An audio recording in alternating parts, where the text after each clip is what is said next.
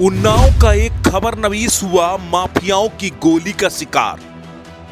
भूमाफिया के काले कारनामों को किया उजागर तो मिली गोली।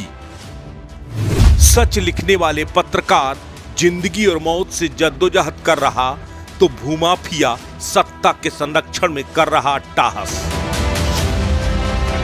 अतीक और मुख्तार जैसे माफियाओं के खिलाफ ताबड़तोड़ कार्रवाई करके अपनी बाहें सिकोड़ने वाली उत्तर प्रदेश की खाकी सत्ता के संरक्षण में पलने वाले भूमाफियाओं के आगे भीगी बिल्ली बन जाती है। बाहुबली भूमाफियाओं के आगे पुलिस की घिग्गी बन जाती है। अगर यकीन न हो तो उन्नाव आकर हकीकत देख लीजिए। उन्नाव में सत्ता के संरक्षण में पल रहे एक ऐसे ही भूमाफिया का शिकार एक पत्रकार हो गया। उस पत्रकार का कसूर सिर्फ इतना था कि उसने भूमाफिया के काले कारनामों को उजागर किया था।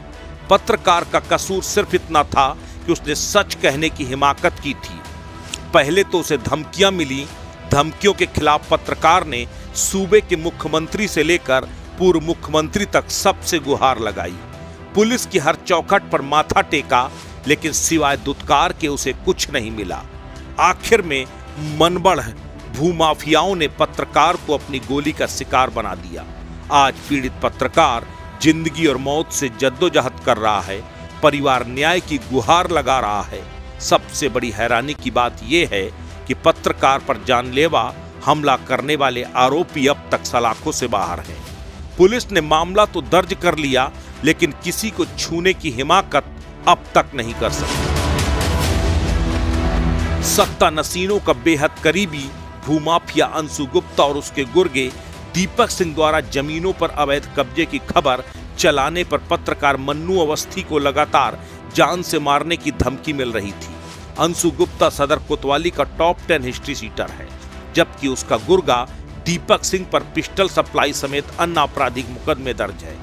पीड़ित पत्रकार ने जब धमकियां मिलने के बाद कार्रवाई की मांग शुरू की तो उस पर फर्जी मुकदमा भी लिखाए गए। इसके बाद भी उसे धमकियां मिलने का सिलसिला जारी रहा।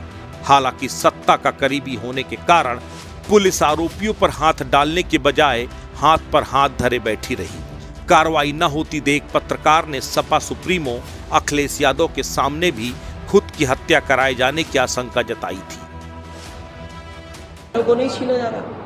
अगर प्रेस के लोग भी सच्चाई चला दें तो क्या मुकदमे नहीं दर्ज हो रहे? अभी तक जितने प्रेस के लोगों के ऊपर मुकदमे दर्ज हुए इतने शायद इमरजेंसी में भी दर्ज नहीं हुए होंगे। और जब हम और आप लोग इमरजेंसी पर बात कर रहे हैं, मुझे याद है उन्नाव का एक नौजवान पत्रकार हमारी प्रेस कॉन्फ्रेंस में आया था और उसने कहा था कि अगर मुझे सुरक्षा नहीं मिलेगी, अगर मेरी मदद नहीं होगी, तो हो सकता है भारतीय जनता पार्टी के लोग उसको गोली मार दें। और वो आज दिखाई दे रहा है हमको। कल रात तो उसको गोली मार दी। किसी पत्रकार को गोली मार देंगे आप जमीन कब्जा करना चाहते? बीते शनिवार की रात सदर कोतवाली क्षेत्र के शराब मिल के पास अंशु एंड कंपनी ने मन्नू अवस्थी को गोली मार दी। गनीमत रही कि गोली उसके कंधे पर लगी।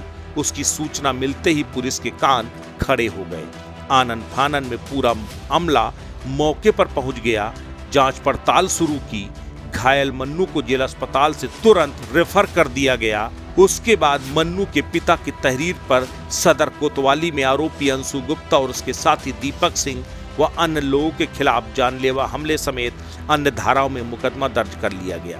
खास बात यह है कि इतना सब होने के बावजूद भी पुलिस अभी तक किसी को गिरफ्तार नहीं कर सकती। ये खबर अभी मैं रास्ते में जब आ रहा था तो मुझे जानकारी मिली। मैं एक ही बात कहना चाहता हूँ कि उत्तर प्रदेश में सबको दबाने का प्रयास किया जाता है।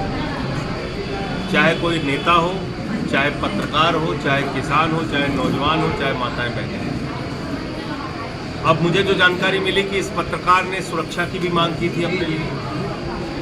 इसका मतलब कि प्रशासन को जानकारी थी कि वो खतरे में है, उसको धमकियां मिल रही हैं। और भारतीय जनता पार्टी ऐसी पार्टी है जिसके खिलाफ आप एक शब्द बोलेंगे तो आपकी हत्या भी हो सकती है, आपके साथ चौराहे पर मारपीट भी हो सकती है, आपका एक्सीडेंट भी हो सकता है, कुछ भी आपके साथ इनकाउंटर भी हो सकता है। जिस दिन आपसे उनको कोई खतरा पैदा हो जाएगा उनकी बेईमानी और भ्रष्टाचार आप उजागर करने लगेंगे, आपके खिलाफ वो किसी भी हद तक जा सकते हैं। मैं इस घटना की उच्च स्तरीय जांच की मांग करता हूं, उनके परिवार को मुआवजा की मांग करता हूं, और पत्रकार का परिवार भी असुरक्षित है तो उनके लिए सुरक्षा की व्यवस्था की। अब आपको बताते हैं कि आखिर कौन है अंशु गुप्ता और कैसे बना वो उन्नाव का अतीक अहमद। कभी अंशु गुप्ता एक सामान्य कोटेदार हुआ करता था। उसके बाद उसने राशन की कालाबाजारी के धंधे में पांव जमाए अकूत संपत्ति अर्जित की। उसके अपराध जगत का कारवां इसी तरह धीरे धीरे बढ़ता रहा। गोलीकांड में उसकी एक आंख भी क्षतिग्रस्त हो चुकी है। सातिर किस्म के इस अपराधी पर गैंगस्टर समेत तमाम संगीन मुकदमे दर्ज हैं। लेकिन सत्ता के करीबियों के संरक्षण से इस अपराधी को और बढ़ावा देने का काम किया गया, जिसके बाद तो उसने मुड़ के कभी पीछे नहीं देखा। हालांकि इस दफा उसने कमाई के लिए दूसरा रास्ता चुना और सत्ता नसीनों के साथ मिलकर अंशु ने जमीनों पर कब्जा करना शुरू किया। उनकी खरीद फरोख्त का काम शुरू किया।